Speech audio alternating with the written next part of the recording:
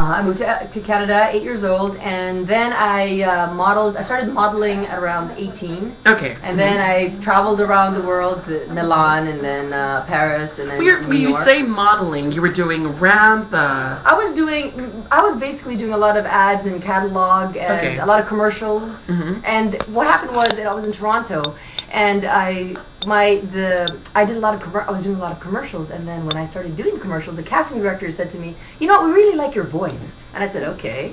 And then they said, "Well, maybe you should start auditioning for movies with us." Okay. And I said, "Okay." Yeah, so because I would think some of these models are gorgeous, but then when they speak up, they're like.